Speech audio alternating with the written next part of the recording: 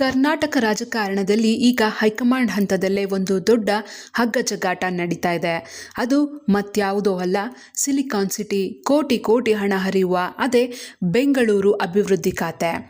ಹೌದು, ರಾಜ್ಯದಲ್ಲಿ ಡಿ.ಕೆ. ಶಿವಕುಮಾರ್ ನೇತೃತ್ವದಲ್ಲಿ ಕಾಂಗ್ರೆಸ್ ಸರ್ಕಾರ ಅಧಿಕಾರಕ್ಕೆ ಬಂದ ಮೇಲಂತೂ ಈ ಖಾತೆಗಾಗಿ ನಡೀತಾ ಇರೋ ಕಿತ್ತಾಟ, ಕೋಲಾಹಲ ಮಾಮೂಲಿ ಅನ್ನಿಸ್ತಿಲ್ಲ. ಈಗ ಈ ಜಟಾಪಟಿ ಸೀದಾ ದೇಶದ ರಾಜಧಾನಿ ದಿಲ್ಲಿ ಗದುಗಿಗೆ ತಲುಪಿದೆ. ಹಾಗಾದರೆ ದಿಲ್ಲಿಯಲ್ಲಿ ಏನಾಯಿತು? ಕೃಷ್ಣ ಬೈರೇಗೌಡರ ದೂರು ಕೇಳಿ ಹೈಕಮಾಂಡ್ ವರಿಷ್ಠರು ಶಾಕ್ ಆದ್ರ? ಡಿ.ಕೆ. ಶಿವಕುಮಾರ್ ಕೊಟ್ಟ ಆ ಒಂದು ಸಮಜಾಯಿಷಿ ಏನು? ಯಾರ ಮೇಲುಗೈ, ಯಾರಿಗೆ ಮುಖಭಂಗ? ಕಂಪ್ಲೀಟ್ ಇಂಟ್ರೆಸ್ಟಿಂಗ್ ಇನ್ಸೈಡ್ ಸ್ಟೋರಿ ಇಲ್ಲಿದೆ, ಮಿಸ್ ಮಾಡದೆ ಕೊನೆ ತನಕ ನೋಡಿ. ಕತೆ ಶುರುವಾಗೋದು ಇಲ್ಲಿಂದ. ಬೆಂಗಳೂರು ಅಭಿವೃದ್ಧಿ ಖಾತೆ ಸಿಕ್ಕರೂ ಸಚಿವ ಕೃಷ್ಣ ಬೈರೇಗೌಡರು ಮಾತ್ರ ಫುಲ್ ಅಸಮಾಧಾನಗೊಂಡಿದ್ರು. ಯಾಕೆ ಗೊತ್ತಾ? ಖಾತೆ ಏನೂ ಸಿಕ್ಕಿದೆ, ಆದರೆ ಅದಕ್ಕೆ ಇರಬೇಕಾದ ಅಸಲಿ ಪವರ್ ಮಾತ್ರ ಸಿಕ್ಕಿಲ್ಲ. ಬೆಂಗಳೂರಿನ ಅಸಲಿ ಕಾಮಧೇನುಗಳಾಗಿರೋ BDA ಅಂದರೆ ಬೆಂಗಳೂರು ಅಭಿವೃದ್ಧಿ ಪ್ರಾಧಿಕಾರ, BMRCL, ಮೆಟ್ರೋ ಮತ್ತು ಬೆಂಗಳೂರು ಟೌನ್ ಪ್ಲಾನಿಂಗ್ ಇಲಾಖೆಗಳನ್ನು CM ಡಿ.ಕೆ. ಶಿವಕುಮಾರ್ ತಮ್ಮ ಬಳಿಯೇ ಇಟ್ಕೊಂಡಿದ್ದಾರೆ. ಇದೇ ಅಸಮಾಧಾನ ಬೆನ್ನಿಗಿಟ್ಕೊಂಡು ಕೃಷ್ಣ ಬೈರೇಗೌಡರು ಸೀದಾ ದಿಲ್ಲಿಗೆ ಹಾರಿದ್ರು. ಹೈಕಮಾಂಡ್ ನಾಯಕರಾದ KC ವೇಣುಗೋಪಾಲ್ ಮತ್ತು ವರಿಷ್ಠರನ್ನ ಭೇಟಿಯಾಗಿ, ನನಗೆ ಕೇವಲ ಹೆಸರಿಗಷ್ಟೇ ಬೆಂಗಳೂರು ಸಚಿವ ಪಟ್ಟ ಬೇಡ, ವಿತ್ ಫುಲ್ ಪವರ್ ಇರೋ ಖಾತೆ ಕೊಡಿ, ಇಲ್ಲಾಂದ್ರೆ ಬೇರೆ ಖಾತೆ ಕೊಡಿ ಅಂತ ಕಡಾಖಂಡಿತವಾಗಿ ದೂರು ನೀಡಿದ್ರು. ಯಾವಾಗ ಕೃಷ್ಣ ಬೈರೇಗೌಡರು ದಿಲ್ಲಿಯಲ್ಲಿ ಪಟ್ಟು ಹಿಡಿದ್ರು, ಹೈಕಮಾಂಡ್ ನಾಯಕರು ಅಲರ್ಟ್ ಆದ್ರು. ನವದೆಹಲಿ ಪ್ರವಾಸದಲ್ಲಿದ್ದ CM ಡಿ.ಕೆ. ಶಿವಕುಮಾರ್ ಅವರನ್ನೇ ಕರೆದು, ಯಾಕೆ ಹೀಗಾಯಿತು, ಖಾತೆಯನ್ನ ಹೀಗೆ ಇಬ್ಬಾಗ ಮಾಡಿದ್ರೆ ಆಡಳಿತ ನಡೆಸೋದು ಹೇಗೆ ಅಂತ ವಿಚಾರಿಸಿದ್ರು. ಆದರೆ ರಾಜಕೀಯ ಚಾಣಕ್ಯ ಡಿ.ಕೆ. ಶಿವಕುಮಾರ್ ಕೊಟ್ಟ ಸಮಜಾಯಿಷಿ ಕೇಳಿ ಹೈಕಮಾಂಡ್ ನಾಯಕರು ಕೂಡ ಒಂದು ಕ್ಷಣ ಯೋಚಿಸುವಂತಾಗಿದೆ. ಹೌದು, ಡಿ.ಕೆ.ಶಿ ಹೈಕಮಾಂಡ್ ಮುಂದೆ ರಾಮಲಿಂಗಾರೆಡ್ಡಿ ಅಸ್ತ್ರ ಪ್ರಯೋಗ ಮಾಡಿದ್ದಾರೆ. ಬೆಂಗಳೂರಿನ ಹಿರಿಯ ನಾಯಕ ರಾಮಲಿಂಗಾರೆಡ್ಡಿ ಅವರು ಇದೇ ಬೆಂಗಳೂರು ಖಾತೆ ಸಿಗಲಿಲ್ಲ ಅಂತ ಅಸಮಾಧಾನಗೊಂಡಿದ್ರು. ಅವರನ್ನು ಸಮಾಧಾನ ಮಾಡೋಕೆ, ಬ್ಯಾಲೆನ್ಸ್ ಮಾಡೋಕೆ ನಾನು BDA ಮತ್ತು ಪ್ಲಾನಿಂಗ್ ಇಲಾಖೆಗಳನ್ನು ಸದ್ಯಕ್ಕೆ ನನ್ನ ಬಳಿ ಇಟ್ಕೊಂಡಿದ್ದೇನೆ ಅಂತ ಡಿ.ಕೆ.ಶಿ ವರಿಷ್ಠರಿಗೆ ಮನವರಿಕೆ ಮಾಡಿಕೊಟ್ರು.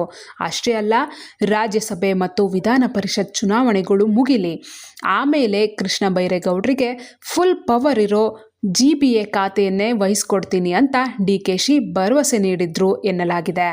ಹಾಗಾದರೆ ಈ ದಿಲ್ಲಿ ದರ್ಬಾರಾಟದಲ್ಲಿ ಯಾರ ಕೈ ಮೇಲಾಯಿತು, ಯಾರಿಗೆ ಮುಖಭಂಗವಾಯಿತು?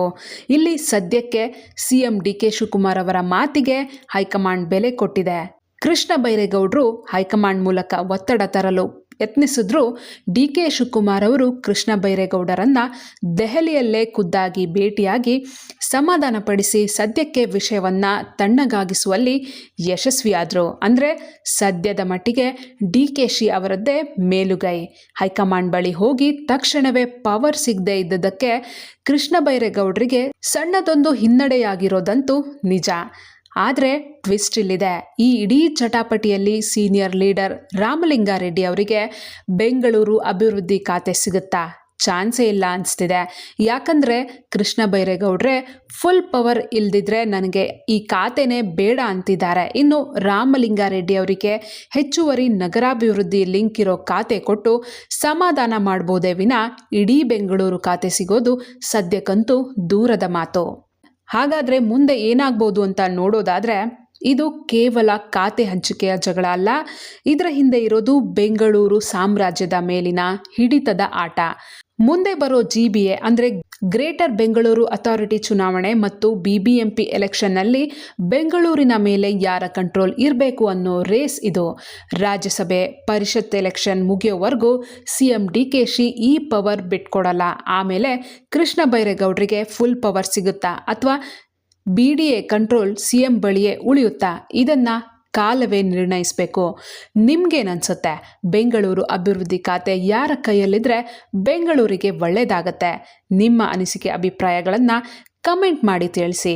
ವಿಡಿಯೋ ಇಷ್ಟ ಆಗಿದ್ದರೆ ಲೈಕ್ ಮಾಡಿ, ಶೇರ್ ಮಾಡಿ, ನಮ್ಮ ಚಾನಲ್ನ ಸಬ್ಸ್ಕ್ರೈಬ್ ಆಗೋದನ್ನು ಮರಿಬೇಡಿ. ಧನ್ಯವಾದಗಳು.